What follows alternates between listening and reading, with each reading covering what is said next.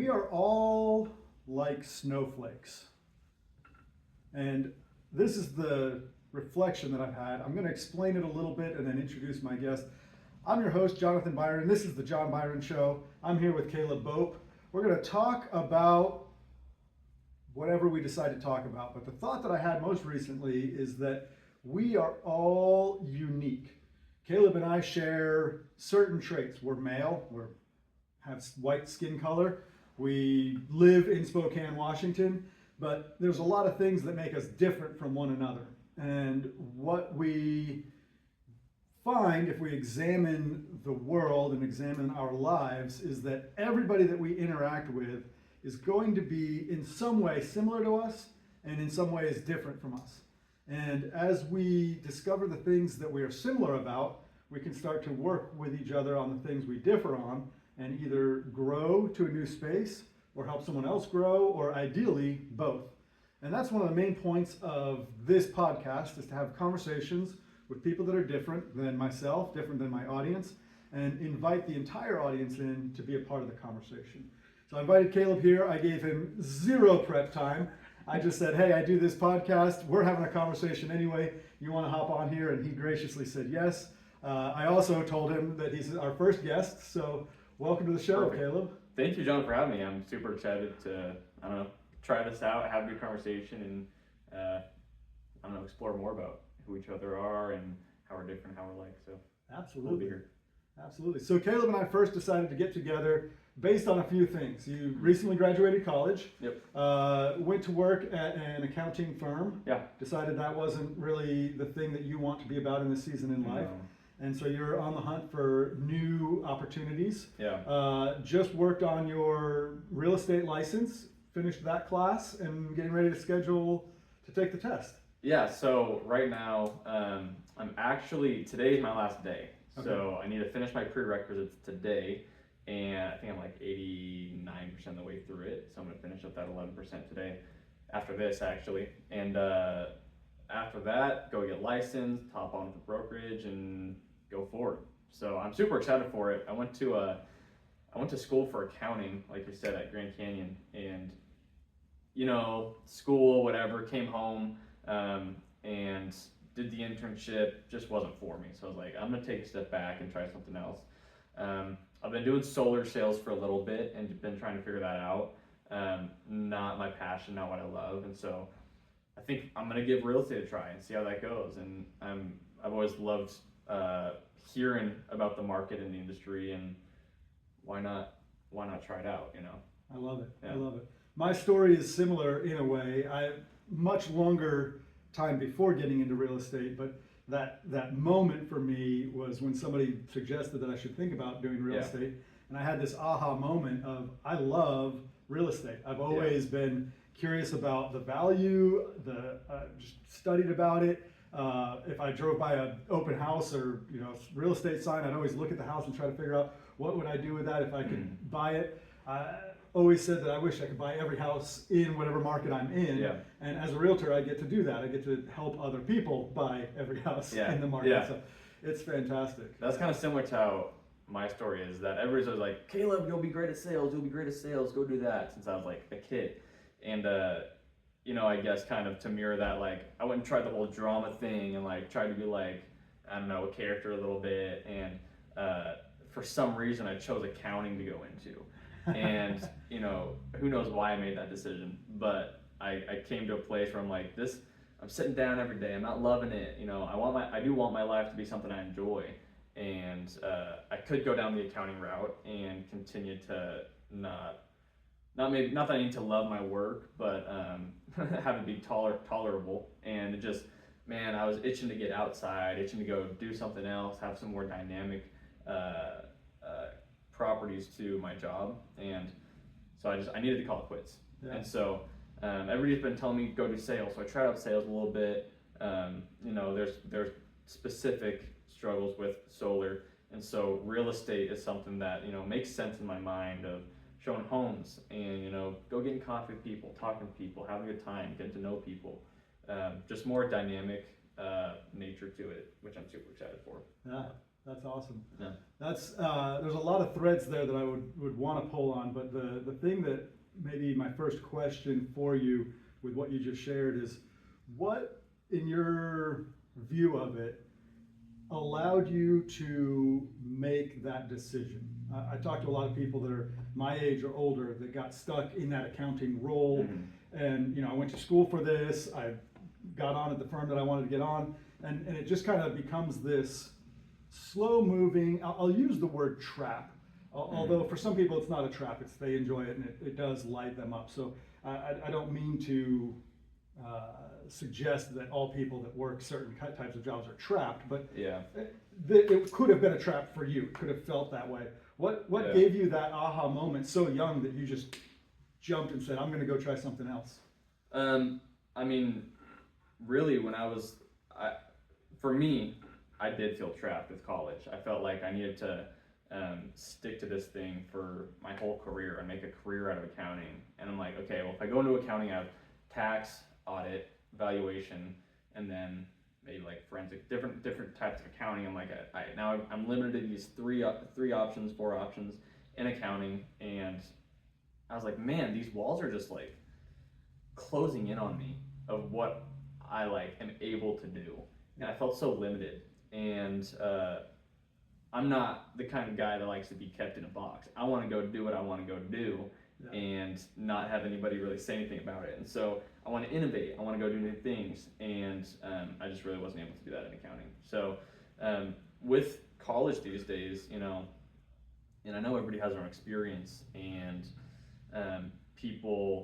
college really works for people. But for me, just wasn't my story, and for a lot of other people, it wasn't their story as well. And taking a jump to real estate is, I don't know, a big jump, as you're getting married, you're thinking about other things in your future, but you got to take a leap at some point, and this is my leap, and this is what I'm going to go do, and super excited. I love it. And speaking of getting married, you're getting married.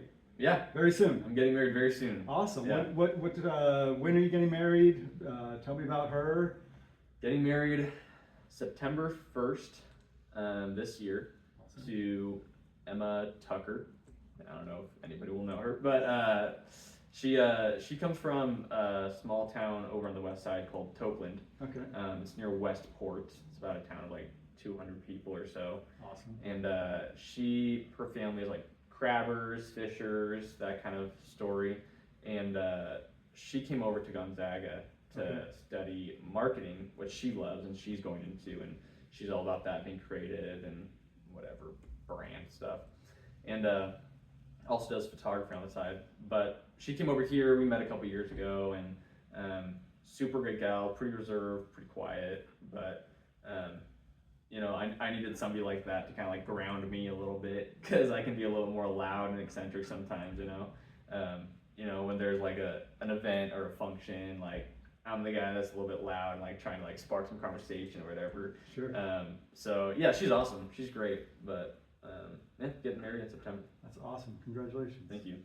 It's funny. My wife and I were actually just talking this morning, because I told her that I was going to ask you if you wanted to be on the show. And for anybody in the audience, I literally, Caleb and I set this up a few weeks ago, or last week. We've been talking about it for a few weeks, and the plan was just to talk about real estate, talk about career ideas and brainstorm. And so I felt and sensed that I could drop this on you, and if you weren't comfortable with it, you'd be like, no, let's do it another time.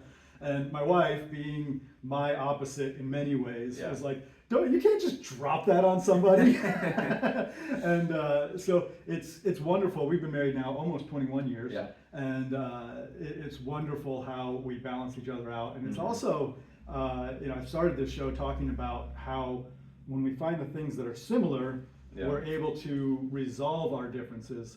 And one of the things that in a marriage, the differences over time can become very like a crevasse, like just a huge divide, and without attention to those things can cause a lot of pain. So as a veteran 21-year married guy to an almost married guy, be mindful of those gaps that you see it one way, this is amazing, she Yeah. may not see it that way.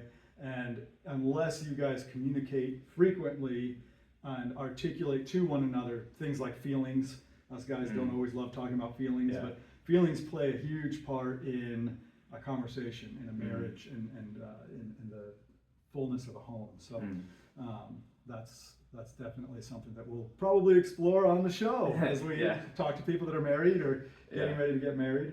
Yeah. Which I guess segues me to the other thing that I'm curious to hear from you on.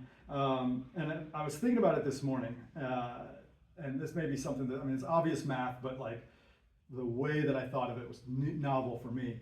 So you're, to me, just a kid. Yeah. Right? How old are you? I'm 22. 22 years old. I'm 44. I was actually hoping that that would be what you said when I was thinking about it this morning, because you're literally half my age, or I'm double your age. And so I was thinking about, you know, to a 2-year-old, a 4-year-old is double his or her age. And to an 8-year-old, they're both kids. Yep. Right? The 8-year-old is like the little kids, right? Yeah. A 16-year-old sees all three of them as kids. Right, and then now you double 16, you get to 32, so it doesn't line up with our illustration. But you know, somebody that's 32 looking at a 16-year-old is like, they're all kids, and so it's almost like the doubling paradox, we could call it, right? Like if you're double someone's age, you get to call them a kid, and you know, there's definitely all kinds of social rules. I'm sure that if this actually was viral, that I would get in all kinds of trouble even for what I've already said. But the thought for me, I remember when I was about your age, I had taken a few years off before I went to college. So I was a freshman amongst kids that were 2 or 3 years younger than me. Not really that much younger, but I remember feeling like I was this like old person on campus. I'm like, oh, I've got all this life experience that they don't have. And looking back at that, it's kind of a humorous thing. But as you're entering into that very early stage of adulthood, what is your observation of your peer group, and what are you guys, you know, you're thinking about buying a house, you're thinking about, you're working on your career, you're getting married. So does that feel comparatively like you're getting started early on those things, or about on par with the rest of your peer group, or what are your observations there? Yeah. I mean, really, man, lately, I've been, you know, thinking about different stuff and like making these huge life decisions with no really like set career path in front of me. I'm not gonna go be the accountant, I'm gonna go be an engineer or whatever, you know. So it does make me think a little bit about, you know, I'm 22. That's an objective measure of like time that I've been on this earth. There's other 22-year-olds that are like doing some crazy stuff in this world, making tons of money, seeing great success, very famous, very, you know, XYZ, and it's super easy to like compare yourself to those people. But I'm sure you were there yesterday, and I don't know, whoever watches this will also know about Grant's sermon yesterday. But one thing that we do often is just like compare ourselves to other people, and you know, there's probably like pros and cons to doing that, and maybe you can find some like motivation from being like, oh, I want to be up there where he is one day, or like, oh, I don't want to be down there, you know. But you know, taking a step back and realizing, man, everybody's on the same playing field, and the person sitting across from me, they are a person that Jesus specifically wanted to die for, and so you know, kind of taking all that into consideration, it changes my perspective a little bit of you know, viewing people kind of on the same playing field as me. And so when I go to youth group on Wednesdays to lead these students that are kids and that are half my age, you know, all these kids are, you know, they're kids, but they have just as much opportunity and capability to go to do something great as I do. And so, you know, everybody's doing their own thing. Everybody has their own lane that they're going to go down. But I mean, really at the end of the day, everybody's at the same playing field. And that's kind of how I view it these days, is that, man, yeah, I'm not doing the traditional route that historically everybody has been doing. But, you know, that doesn't make me less worthy of God's grace, God's love, Jesus' death and resurrection on the cross. You know, everybody's on the same playing field in that sense. And you can go be a great businessman, or you can go be somebody living on the street, and within your own setting, you can either win or you can lose, or you can have bad days or you can have good days. It's all about perspective, I think. So it's all relative, and especially with time and age, as you get older, time starts going by faster, and even though I'm 22, I already can feel that in some sense, man, this last year flew by. It's crazy. And a year ago, did I think that I was going to be getting married in September? No, I probably wouldn't have guessed that. It's just crazy how things change, and how fast that things can happen, and get serious all of a sudden when you're starting to look at a marriage, and trying to add another person to the picture. So yeah, man, I think time is relative, and you just gotta look at it and be like, hey, am I waking up, honoring people well, loving people well, and then if you make $5, you make 20 grand in a day. Like, I've loved people well, and I've honored people well. That's great. Yeah. I love that. That's probably gonna be the tagline for this show. Oh, sweet, nice. That's awesome. I love that. Yeah, there's a couple things there that I wanted to poke into, and I think maybe I'm trying to even figure out how we wrap this up, because I feel like you and I could just talk for hours, but we'll go a little bit longer because I don't know time. How long are these things usually? So that's one of the things I was gonna jokingly say. So there's very strict rules about podcasts. Okay. There's not. There's no rules about podcasts. I'm currently posting on Spotify, but I think I want to be on YouTube. Yeah. For various reasons, I think that, and I won't get into those right now. But my vision for this is that we've got a certain amount of time together, so let's fill that time, make it productive, and then be done with it. Some people are going to be, hey, I've got 15 minutes, great, let's have a quick 15-minute chat. Yeah. Some people hey, let's start a fire out in the field, and a bonfire, fire in the fire pit, not light the field on fire. But sit around the campfire and just share stories and record that. So don't know everywhere that this is going, but I've kind of said it on the show already, and I mentioned it to you earlier. I really want it to just go organically where the conversation takes itself. Yeah. And so we'll kind of keep going as long as you have time. Yeah, Do you have let's go, man. Anything you have to get to after this? No, after this I'm gonna go study, so let's push that up. We got good motivation to stay right here. Yeah. But one of the things that you said that reminded me of something that I've contemplated many times, and I've shared this with a few people, is that I feel like we are all circles. If you picture every human being on planet Earth as a circle, and we're all the same size circle. And so what we tend to do is, in our mind, maybe I'm older than you and more experienced than you, so you see my circle as being bigger than yours. And perhaps I also see myself as having a bigger circle than yours. I have maybe more money, I have more, like I said, experience, age, whatever it is. And so in a conversation, there can be this imbalance where I'm subconsciously, I'm not even intentionally doing it, but I'm talking down to you. I'm the teacher, you're the student. And if in your mind it's the same way, oh, he's the teacher, I'm the student, a productive conversation can happen, but what's missing is the fact that that's not true at all. You have the same to offer me as I have to offer you, and vice versa. And so I think the imbalances that we see are two people that view themselves as being less than the other. There's an insecurity that happens, and a kind of I don't see much value in what you have to offer because I don't see much value in what I have to offer. And we definitely see the opposite of that. I have more to offer you, you feel like you have more to offer me, and we get into this contest to try to prove who's better. I've accomplished more. So we see that in conversations that become counterproductive.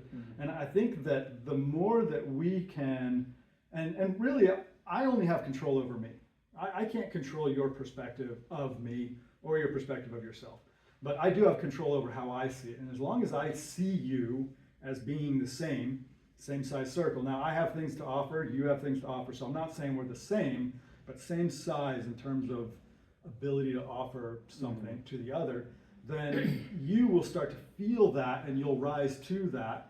And if I'm playing lip service to it, I'm pretending that I think that you have something to offer, but I really don't believe it, you'll feel that as well. Yeah. And so as much as it's on me to be the person that I want to show up as, if I can come into it with the humility that says, this person that I'm sitting across from has something to offer me, and the confidence that says I have something to offer them, then all of a sudden you sit in the same room with Mr. Beast or Donald Trump or Elon Musk. It doesn't really matter who the person is. Yeah. If you see that person as a person and say, what can I offer here and what can they offer that I can receive, then it can create a rhythm that is I guess the goal that I have for this show is to create that rhythm in as many places as possible and then reap the results of that. Yeah, I think that rings true these days because on the flip side, I mean, you see it where it's all too easy, no matter who you are, to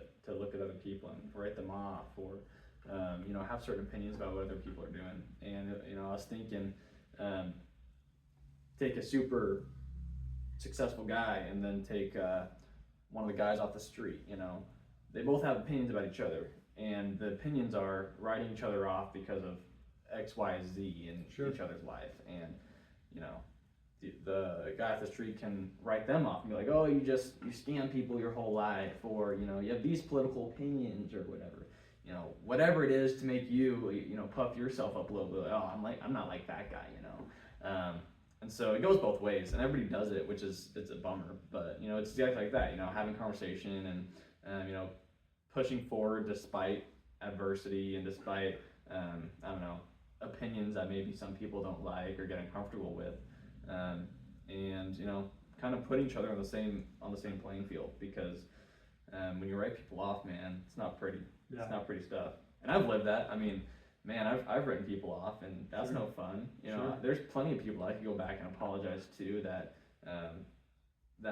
I've just wronged. I've just wronged people in my life, and it's tragic. But you look back, and now I wish I would have done some things differently with different people. But all I can do is move forward in a different way, and I guess that's the whole point of repentance and grace and being transformed. Is I was kind of a scumbag before, but going forward, I'm not going to be a scumbag anymore. I'm going to go do things differently and try to inspire people to be better and also be better. So, man, I think it's important to see people on the same level and meet people where they're at and have grace and mercy with people, and not have your expectations so high of other people that they're unmeetable. Sure. Yeah. It calls to mind another concept that is in the Bible that I've become more cognizant of the mechanism that makes this work.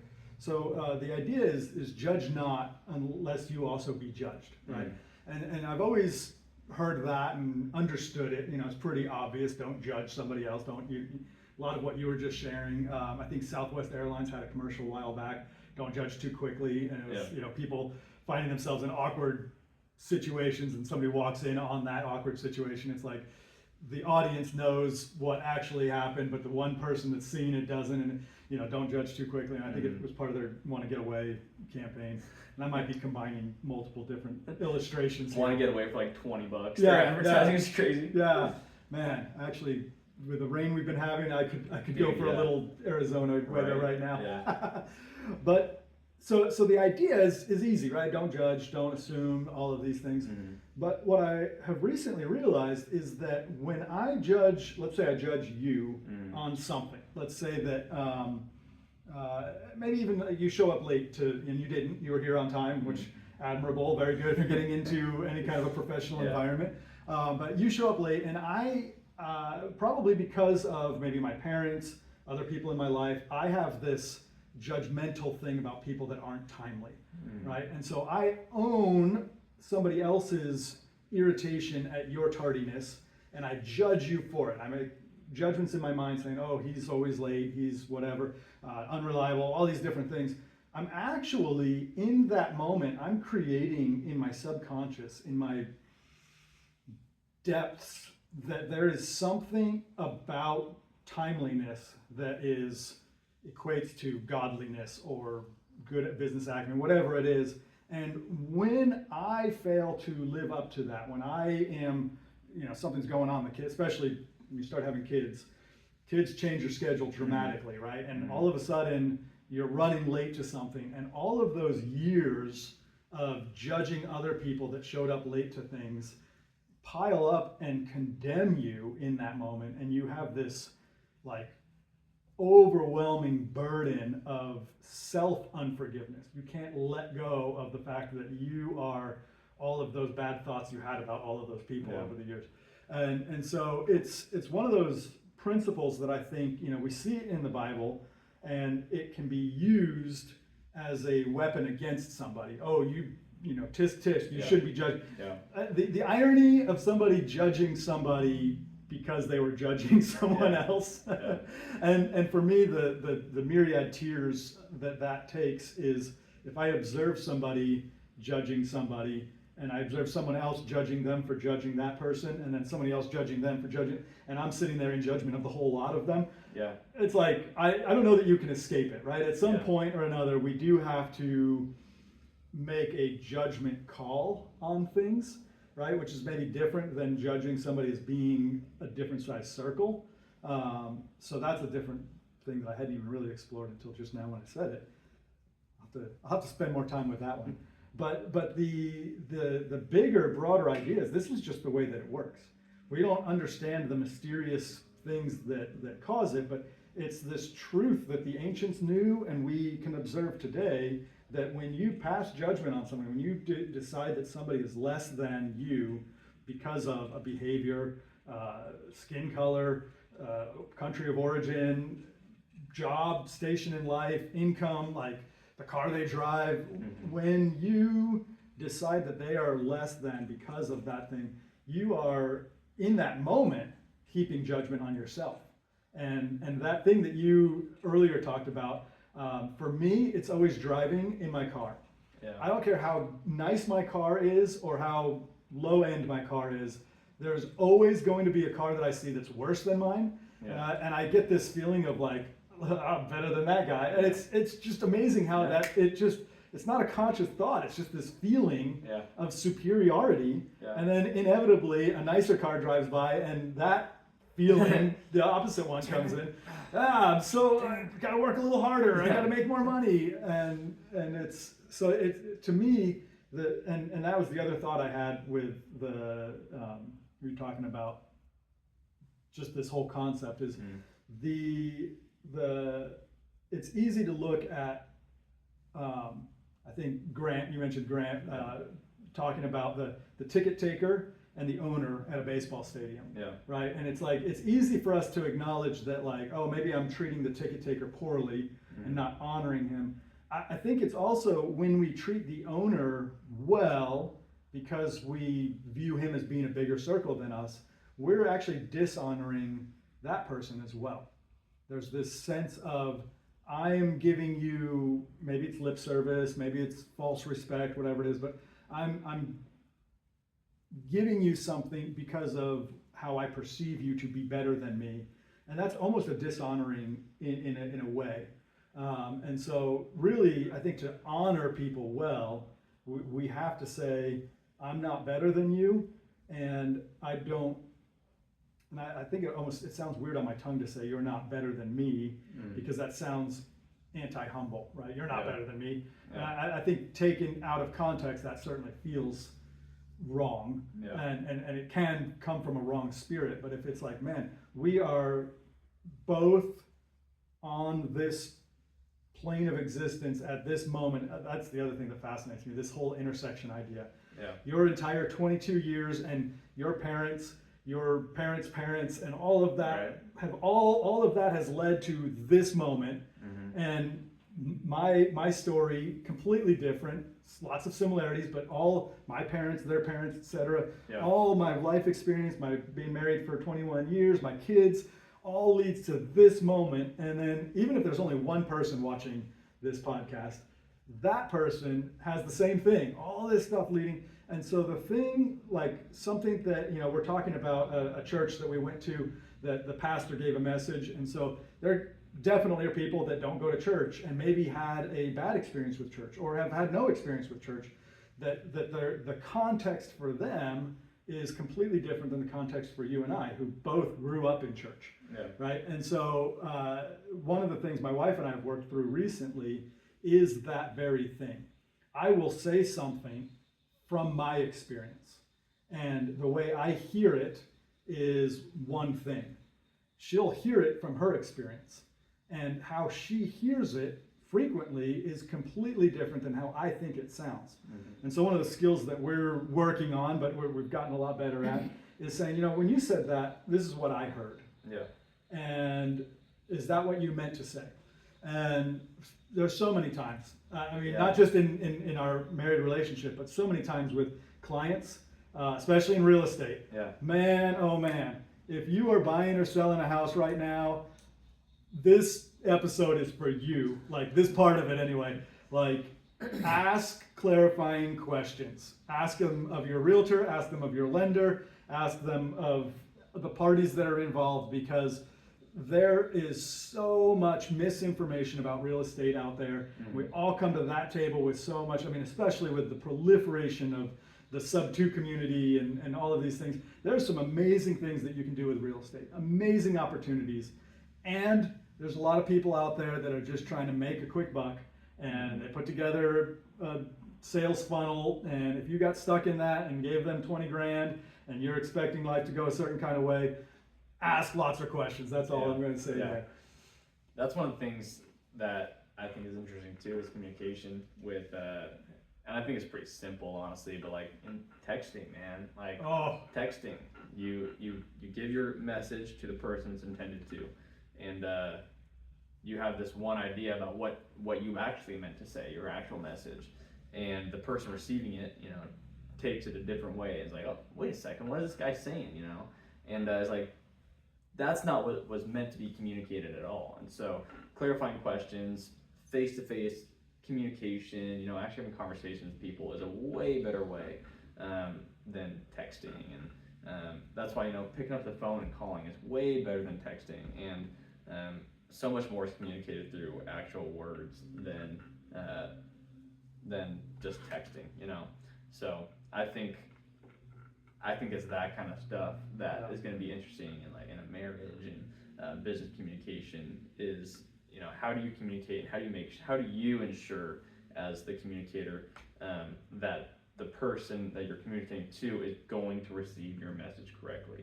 And you can do that due diligence so they can, and include the context and include X, Y, Z, so you know that your message is getting across, Yeah. And I'll add to that, although it's totally true that anything like this is a two-way street, right?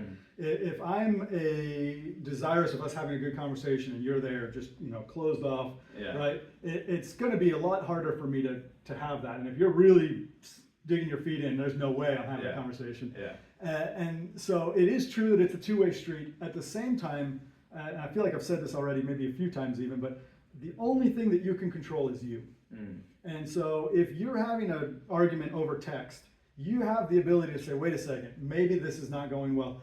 I'm going to pick up the phone and make that call, or drive over and actually be in person with that person. And as you develop relationships, you can even set that up ahead of time with the people that you care the most about. Say, listen, it's important to me that we build our relationship well, that we have a good, steady conversation. And so if I ever feel like we're not quite making that connection, I'm going to make a phone call. I'm going to reach out, and I hope that you'll reciprocate that. So you kind of can set the groundwork, set boundaries. But ultimately, at the end of the day, it is incumbent on you to develop the experience that you want to have in life.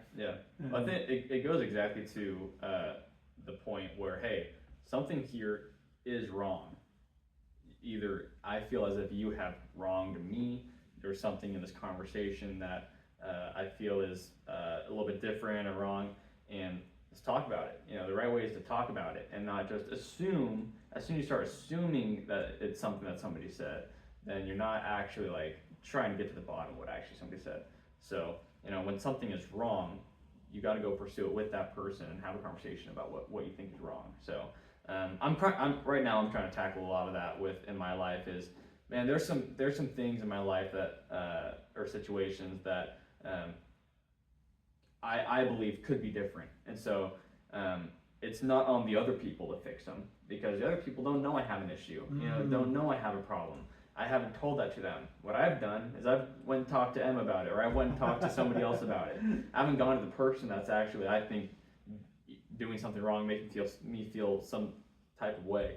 I've been doing it all around them and not to them. Sure. And so, that's on me to have those conversations with people to make something right and not let something live in the wrong. Let's bring it to light, talk about it, instead of letting it live in a place where it's just gonna fester some sort of negative emotion with myself, So that's what I've been exploring. That's lately. so good. Yeah. And that one is one of those things that, and this will probably be a topic for another day, we'll dive more deeply into it, but like that idea that you just described, like we can all think of times when we took that hard step, had that hard conversation, and the relief afterwards of like, man, why didn't I do this sooner? Well, and yet when we're in it, when we're holding those feelings of like, oh, like I just can't let go, it's like we know that on the other side of that is like this relief, but we gotta swallow your pride, man. You really gotta swallow your pride, because it'll eat you up. Yeah, it's terrible. And the thing is, it festers and it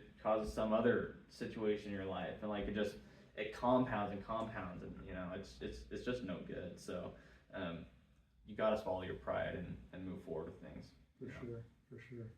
Well, I know we could talk all day. This being the first guest that I have, I think I'm gonna call it a wrap for now. Make sure that it actually recorded the whole thing. Make sure I can upload this long of an episode, all of the things. But I very much appreciate you coming on the show. Appreciate it. We'll stay in touch and have you back on after maybe in the lead up to the wedding or some other exploration. I think you'll probably be a pretty regular staple on the show. I love it. Thanks, John. Appreciate it.